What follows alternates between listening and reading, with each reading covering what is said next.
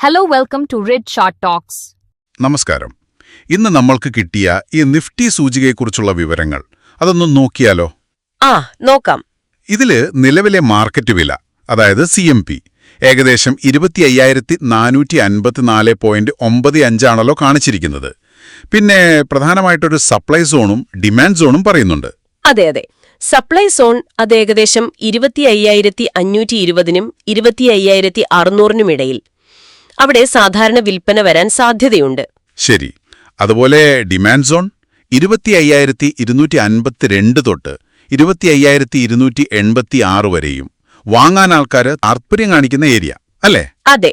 അപ്പൊ മാർക്കറ്റ് ഇപ്പോ ഈ രണ്ട് സോണുകൾക്കിടയിൽ ഇങ്ങനെ നിൽക്കുകയാണ്. ഒരു കൺസോളിഡേഷൻ എന്ന് പറയാം.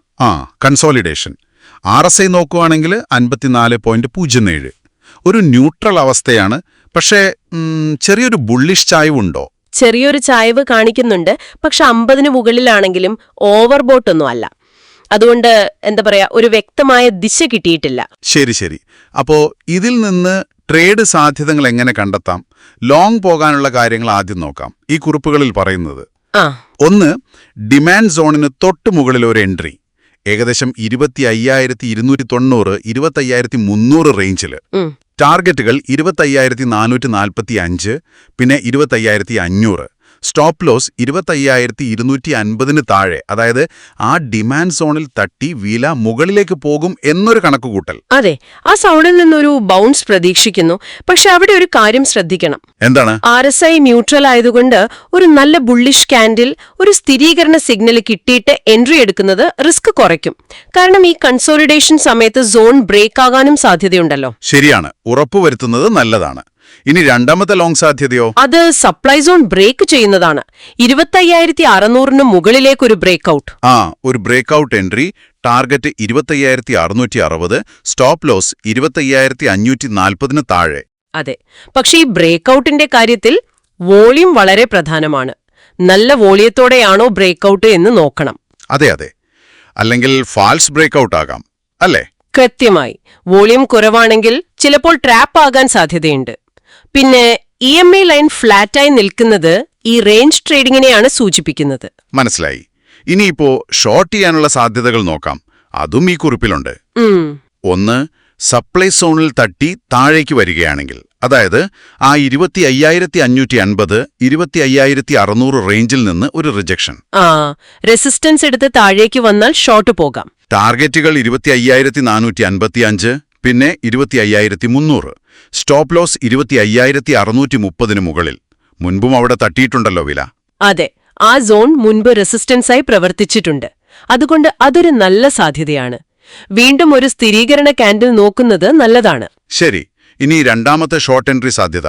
അത് ഡിമാൻഡ് സോൺ ബ്രേക്ക് ചെയ്ത് താഴേക്ക് പോയാൽ 25,250-ന് താഴെ. അതെ, ആ സപ്പോർട്ട് ലെവൽ ബ്രേക്ക് ആയാൽ ടാർഗറ്റുകൾ 25,180 അല്ലെങ്കിൽ 25,120 വരെ താഴേക്ക് പോകാം. സ്റ്റോപ്പ് ലോസ് 25,300-ന് മുകളിൽ. ഇതും പ്രധാനപ്പെട്ട ഒരു ലെവലാണ്.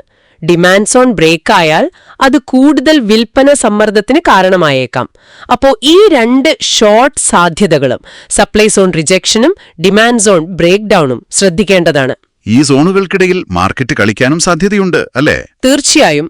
അതാണ് കൺസോളിഡേഷൻ എന്ന് പറഞ്ഞത്. അതുകൊണ്ട് ഈ പ്രധാന ലെവലുകളിൽ മാർക്കറ്റ് എങ്ങനെ പെരുമാറുന്നു എന്ന് നോക്കിയിട്ട് ട്രേഡ് ചെയ്യുന്നതാണ് ബുദ്ധി. അതുപോലെ റിസ്ക് മാനേജ്മെന്റിനെ കുറിച്ചും പറയുന്നുണ്ട്. കുറഞ്ഞത് 1.2 റിസ്ക് റിവാർഡ് അനുപാതം. അതെ, വളരെ പ്രധാനം.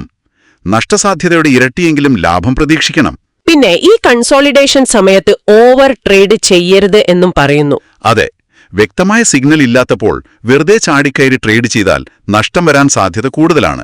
ക്ഷമയോടെ കാത്തിരിക്കണം. ബ്രേക്ക് ഔട്ട് അല്ലെങ്കിൽ ബ്രേക്ക് ഡൌൺ സമയത്ത് വോള്യൂം കൂടുന്നുണ്ടെങ്കിൽ ആ നീക്കത്തിന് കുറച്ചുകൂടി വിശ്വാസ്യതയുണ്ടാകും. അപ്പോൾ ഈ വിശകലനത്തിൽ നിന്ന് നമ്മൾക്ക് എന്താണ് പ്രധാനമായിട്ട് എടുക്കാൻ പറ്റുന്നത്? ചുരുക്കി പറഞ്ഞാൽ ഈ വിവരങ്ങൾ വെച്ച് 4 സാധ്യതകളാണ് മുന്നിലുള്ളത്. ഡിമാൻഡ് സോണിൽ നിന്ന് മുകളിലേക്ക് തിരിഞ്ഞാൽ ലോങ്. സപ്ലൈ സോൺ ബ്രേക്ക് ചെയ്താൽ ലോങ്. സപ്ലൈ സോണിൽ തട്ടി താഴേക്ക് വന്നാൽ ഷോർട്ട്. ഡിമാൻഡ് സോൺ ബ്രേക്ക് ചെയ്ത് താഴേക്ക് പോയാൽ ഷോർട്ട്. ഓരോന്നിനും എൻട്രി, ടാർഗറ്റ്, സ്റ്റോപ്പ് ലോസ് ലെവലുകൾ ഏകദേശം കൊടുത്തിട്ടുണ്ട്. അതെ, പക്ഷേ ഓർക്കണം, ഇതൊക്കെ സാധ്യതകൾ മാത്രമാണ്. ട്രേഡ് എടുക്കുന്നതിന് മുൻപ് താങ്കൾ സ്വന്തമായി ഒന്നുകൂടി വിശകലനം ചെയ്യണം. റിസ്ക് മാനേജ്മെന്റ് കൃത്യമായി പാലിക്കണം. തീർച്ചയായും. ഇവിടെ ഒരു ചിന്ത വരുന്നുണ്ട്. എന്തായിരിക്കും ഈ കൺസോളിഡേഷൻ ബ്രേക്ക് ചെയ്യാൻ പോകുന്ന അടുത്തൊരു കാരണം? അതെ. അതായത് മാർക്കറ്റിനെ ഒരു വ്യക്തമായ ദിശയിലേക്ക് കൊണ്ടുപോകാൻ ശേഷിയുള്ള എന്ത് ഘടകമാണ് വരാനിരിക്കുന്നത്? ചിലപ്പോ വല്ല ഗ്ലോബൽ ന്യൂസോ അല്ലെങ്കിൽ എന്തെങ്കിലും പ്രധാനപ്പെട്ട സാമ്പത്തിക ഡേറ്റയോ? എന്തായിരിക്കും അത്? ഇത് താങ്കൾക്ക് ആലോചിക്കാൻ വിടുന്നു. നല്ലൊരു ചോദ്യമാണ്. ഈ വിവരങ്ങൾ പങ്കുവച്ചതിനും ഈ വിശദമായ ചർച്ചയ്ക്കും വളരെ നന്ദി. ഇത് കേൾക്കുന്നവർക്ക് ഉപകാരപ്രദമായി എന്ന് വിശ്വസിക്കുന്നു.